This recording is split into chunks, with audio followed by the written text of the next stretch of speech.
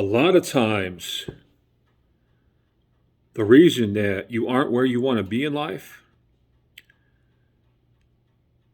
is because of your past. I don't mean that you get to blame your past completely for where you are, but we store things in our subconsciouses over time, especially when we're kids.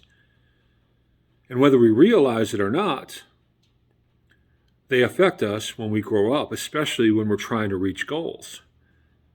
For example, you might be 18 or 19 years old and you might want to be a basketball player. Now, you know you have to develop some self-confidence to become a good basketball player. So you intentionally tell yourself that you're a good basketball player, you're going to get better, so on and so forth. Problem is, a lot of times, your subconscious is telling you different and you don't realize it. While you're trying to get it into your conscience that you're going to reach your goal, your subconscious is busy feeding you negative stuff about yourself that's going to destroy your self-confidence. The only way to get past this hurdle, and I believe this is the number one hurdle that stops people from reaching their goals and finding their happiness, whatever that happiness is.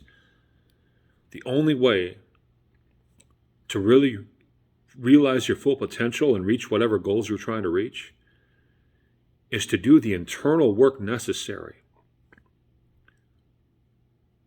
to find those inner demons, to face those inner demons, to stare the past in the eyes, to continuously feed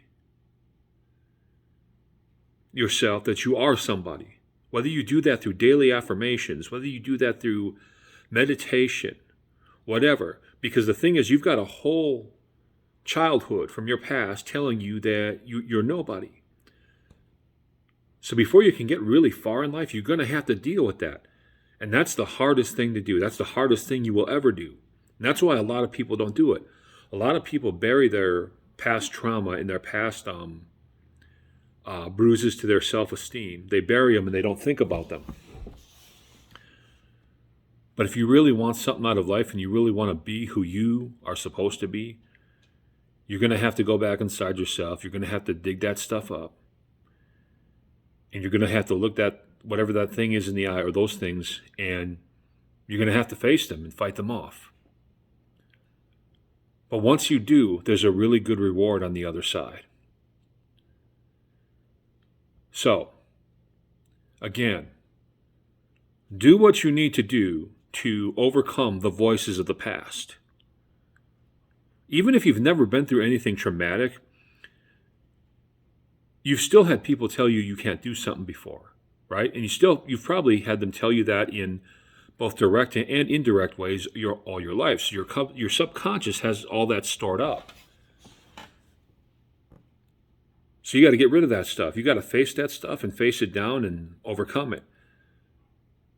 Whether you do that through daily affirmations, whether you do that through meditation, whether you do that through intense mental and physical exercise, whatever you do. But that's what you got to do. Your past is the biggest thing in your way of your future, whether you realize it or not. So figure out how to start feeding not only your conscious, but your subconscious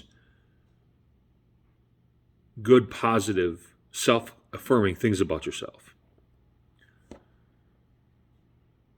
There's going to be bad days when you do this because you're going to remember something you didn't do right, or you're going to remember when those kids bullied you or whatever. But just keep working through it. There's going to be those bad days, but just keep working through it until you come out on the other side.